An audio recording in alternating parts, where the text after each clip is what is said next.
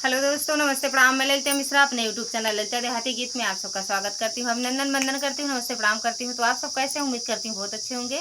तो आप सबको एक बहुत ही प्यारा, बहुत अच्छा विदाई गीत सुनाऊंगी, तो आप लोग सुनिएगा। कमेंट बॉक्स में जरूर बताना कैसा लगा आप लोग को यह गाना, और वीडियो को लाइक शेयर, चैनल को सब्सक्राइब कर देना, अपना प्यार दुलार आशीर्वाद देना इस गाने पे।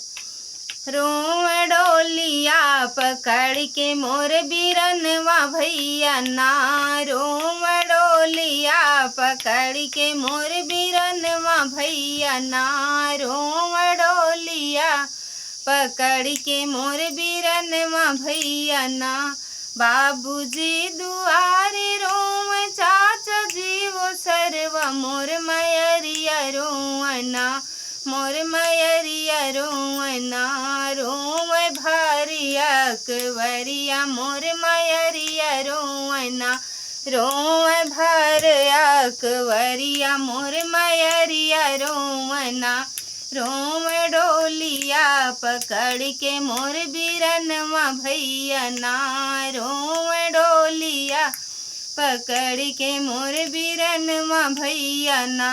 दादी मोरी अलगे रोव, चाची मोरी अलगे रोव, दादी मोरी अलगे रोव, चाची मोरी अलगे रोव, मोर बहिनिया रोवना, मोर बहिनिया रोवना, रोव माड़वा पकड़ के मोर बहिनिया रोवना, रोव माड़वा पकड़ के मोर बहिनिया रोवना, रोव डोलिया पकड़ के मोर बीरन भैया ना, रोव डोलिया पकड़ के मोर बीरनवा भैया ना।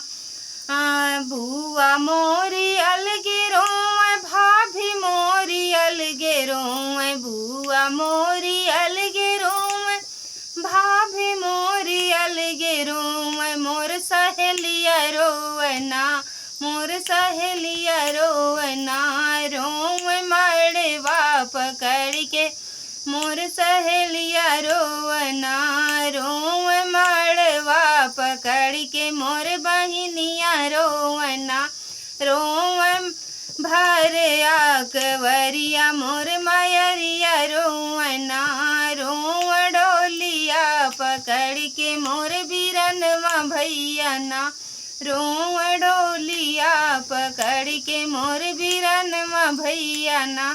धन्यवाद दोस्तों।